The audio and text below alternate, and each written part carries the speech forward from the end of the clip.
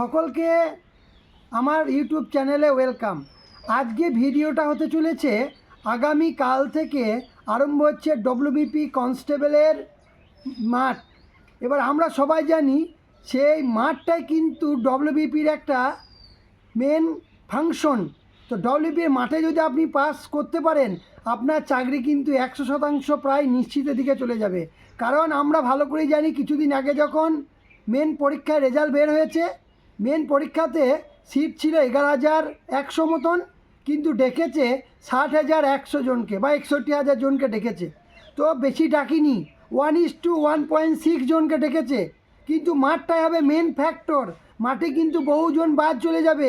তো কোন পদ্ধতিতে মাঠ করলে বা মাঠে কোন কোন জিনিসগুলো যদি আপনি মেনটেন করেন, মাঠে কোন কোন টিপসগুলো মেনটেন করলে আপনি মাঠ পাস করতে পারবেন এবং কিন্তু আপনার চাকরিটাকে সুনিশ্চিত করতে পারবেন। তো প্রথমেই বলে দিই, ডব্লিউবির মাঠটা হচ্ছে 3টে শিফট, এটা আমরা জানি। কোথায়? যে আপনার হচ্ছে গিয়ে যে 7টা, 9টা এবং 11টা। এবং আমরা এটাও জানি 8, 9, 10 এই 3 দিন হবে মেয়েদের ফিমেল। এবং যেটা আমরা জানি যে 11, 12 বন্ধ থাকবে এবং হচ্ছে কি আপনার 13 থেকে আবার 21 তারিখ পর্যন্ত ছেলেদের কিন্তু মাঠটা চলবে।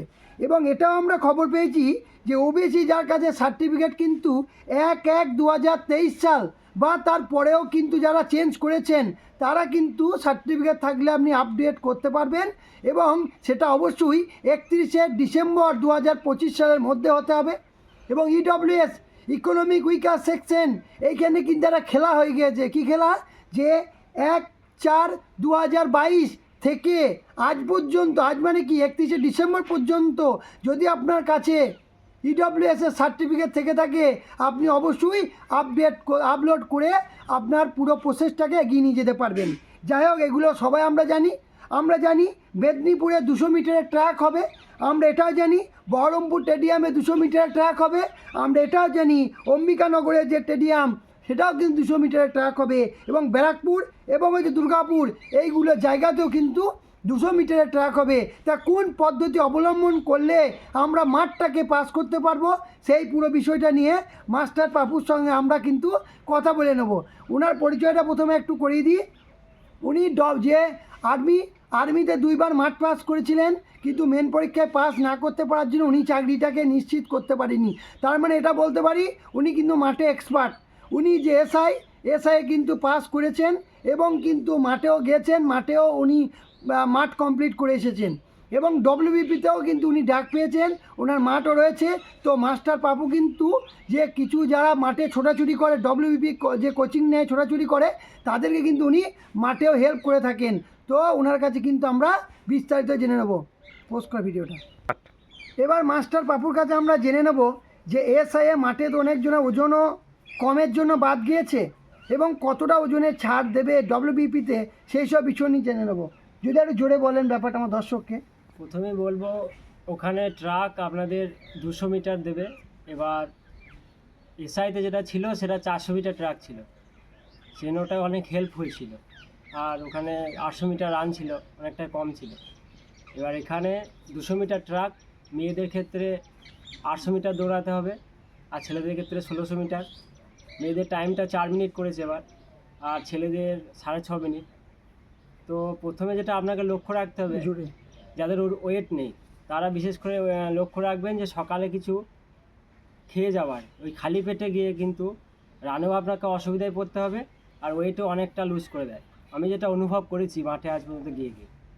তো আপনারা কলাটা খেতে পারেন, সিঙ্গাপুরি কলা, তারপরে যার যেটা শ্যুট হবে শরীরে, ছাতু খেতে পারেন, অনেকটা হেল্প করে, সারাদিন পেটটা একদম ভরে থাকে।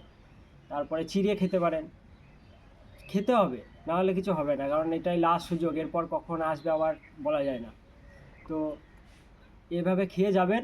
আর ওখানে ওয়েটের আগে আমি যেটা দেখেছি ওদের এক সেন্সার আছে, তো ওই সেন্সারটাতে ঠিকঠাক পা দিতে হবে, নাহলে কিন্তু ওখানে 300 গ্রাম মতো কমে যায়, 250-300 কমে যায়, এদিক ওদিক হয়ে যায়। তো এটা যেহেতু কনস্টেবল, তাই 100 কি 200 হলেও আপনাকে দ্বিতীয়বার সুযোগটা তো দিতে চাইবে না, রিজেক্ট করতে চাইবে। কিন্তু এসআইতে আমাদের যেটা দেখলাম সেটা 1 কেজি হলেও বলছে আবার জল খেয়ে আসো, কলা খেয়ে আসো, খাবার খেয়ে আসো, এরকম বলছে। কিন্তু এখানে কনস্টেবলের ক্ষেত্রে ওরা চেষ্টা করবে যতটা ছাঁটা যায়। কারণ যে পরিমাণ পাস করিয়েছে সেখানে দেখে যা অনুমান করা যাচ্ছে ওরা কিন্তু খুব ছাড়বে। তো আপনারা কিন্তু খেয়ে যাবেন, বাড়ি থেকেই খেয়ে যাবেন, বা যে যেখানেই আছেন সেখান থেকে খেয়ে তারপরে মাঠে প্রবেশ করবেন, আর খাবারও নিয়ে যাবেন সাথে। ঘটনাক্রমে যদি একটু আলসো যদি বাদ পড়ে যায় তখন আপনারা ব্যাকআপ দিতে পারবেন। আচ্ছা, এবার এটা বুঝলাম। এবার আমি আপনার কাছে জানবো যে মেয়েদের তো মাত্র 4 মিনিটের মধ্যে 800 মিটার দৌড়তে হবে, আপনি যেটুকু বললেন। হ্যাঁ, তো কিভাবে আমি যদি করি আমার স্ট্যামিনাটা বাঁচবে এবং আমি মাঠটা কমপ্লিট করতে পারবো, মেয়ে হিসাবে ওটা বলুন। এবং ছেলেদের ক্ষেত্রে বলুন যে 6.5 মিনিট, তাই তো? 6.5 মিনিটের মধ্যে 1600 মিটার দৌড়তে হবে। তা সেটা কিভাবে করলে আমি কিন্তু মাঠটা কমপ্লিট করে আসবো? মাঠটাই হচ্ছে আমার যা মনে হচ্ছে, মাঠটাই মেন ফ্যাক্টর, তাই তো? ওটা যদি আমার দর্শককে একটু বলতেন। তাহলে প্রথমত বলবো যে প্রত্যেক রানের ক্ষেত্রে একটা আপনি গ্রুপ পাবেন। গ্রুপ বলতে আপনি নিজের মতো প্রথমে শুরু করবেন, তারপরে দেখবেন একটা গ্রুপ খুঁজে পাবেন, 3টে কি 4টে থাকবেই, প্রতিটা গ্রুপেই থাকবে, প্রতিটা স্টেজেই থাকবে। মানে যে প্রতিটা 20টা 22টা করে যে স্টেজ হবে পরপর, তো ওই স্টেজের মধ্যে একটা গ্রুপ আপনি খুঁজে পাবেন সবসময়, যে লাস্ট পর্যন্ত কমপ্লিট করবে। একা নয়, তার সঙ্গে কখনোই ধরবেন না, দেখবেন একটা গ্রুপ পাবেন, 5টা কি 6টা, আমি সবসময় এটা আমার হেল্প হয়েছে, 5টা কি 6টা কি 8টা একটা গ্রুপে যাচ্ছে, সেই গ্রুপের সঙ্গে ধরে থাকবেন। আপনার যতটা যা আছে শক্তি দিয়ে সেই গ্রুপটা ধরে থাকার চেষ্টা করবেন, এবং লাস্টে যখন দেখবেন যে আমার আর কিছুক্ষণ বাকি আছে বা 10 সেকেন্ড কি 20 সেকেন্ড, তখন নিজেরটা দিয়ে চেষ্টা করবেন। আচ্ছা, বুঝতে পারছি বন্ধু। স্টার্ট। এবার মিস্টার পাপু যেটা আমাদেরকে বললেন যে গ্রুপ অনুসারে যদি ধরা যায় বা যে গ্রুপগুলো পাওয়া যাবে, গ্রুপটাকে ধরে এগুলে কিন্তু আমাদের সুবিধা হবে। যেমন একটা পাখি আকাশে উড়ে যায়, সিঙ্গেল যখন উড়ে যায় তারপর অনেক সমস্যা হয়, যখন সেই পাখিগুলো একটা গ্রুপ অনুসারে যায়, গ্রুপ অনুসারে গেলে সে অনেক সময় বেঁচে যায়। সেটাই উনি ভালো একটা আমাকে লেসন শেখালেন এবং আপনাদেরকে পরামর্শ দিলেন। এবং ওনার কাছে জানবো কীভাবে টাইম মেনটেনটা যদি করা যায়, সেটা যদি কিছু বলতেন আমার দর্শককে। তো আমার যে এক্সপিরিয়েন্স আমি দেখেছি, ওদের একটা 8 চালা মতো করা থাকবে, ওখানে একটা বড় ঘড়ি দেবে, রেলের যেমন ঘড়ি হয় সেমনি ঘড়ি দেওয়া থাকে, টাইম উঠবে ওতে। তো আপনি প্রতিটা পাক শেষে কারোর দিকে মন না দিয়ে গ্রুপ ধরে থাকবেন, আর ওই দিকে তাকাবেন একবার যে কত টাইম হলো, ওই একটা জায়গাতেই থাকবে 8 চালা মতো ওই জায়গায়। তো টাইমটা দেখবেন, মেয়েদের ক্ষেত্রে 1 মিনিটের নিচে যেন না আর ওইদিকে যায় না এদিকে আসে, 1 মিনিট যেন থাকে। প্রতিটা পাক 3 পাক দিলেন, 1 মিনিট করে বজায় রাখলেন, লাস্ট পাক কিছু করার নেই, যতটা ক্ষমতা আছে মেয়েদের ক্ষেত্রে বলছি এটা দিয়ে দিলেন, দেখবেন আপনারা পাস হয়ে যাবে। আর ছেলেরা কি আর করবে একটুখানি? ছেলেদের ক্ষেত্রে ওই 45 সেকেন্ড কিংবা 43 সেকেন্ড এরকম করে আপনারা বজায় রাখবেন। কারো যদি না হয় 50 সেকেন্ড, ওই দিকে যেন না যায়, 50 সেকেন্ড এইদিকে আসুক, 50 সেকেন্ড ওই দিকে যখনই চলে যাবে আপনাদের কিন্তু মাঠটা পাস করা খুব চাপ হয়ে যাবে। কারণ আর একটা দ্বিতীয়ত কথা, ছেলেদের বেশি করে বলছি, গ্রুপ ধরে থাকবেন, বারবার বলছি। মেয়েদের রানটা তবু হয়ে যাবে, কারণ হচ্ছে 1 মিনিট করে একটা পাক দেওয়া যায় যদি হালকা প্র্যাকটিস রাখা যায়। আর যাদের প্র্যাকটিস নেই একবার, তাদের পক্ষে তো খুবই চাপ, কিন্তু প্র্যাকটিস যদি রাখা যায় পাস সবাই করবে। সবসময় মাথায় রাখবেন গ্রুপ ধরে থাকতে হবে।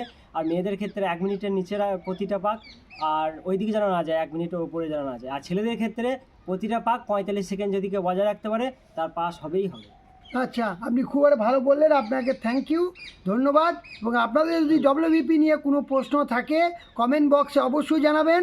আমাদের মিস্টার পাপু এবং মাস্টার পাপু আপনাকে উত্তর দেওয়ার চেষ্টা করবেন। ধন্যবাদ, বাই।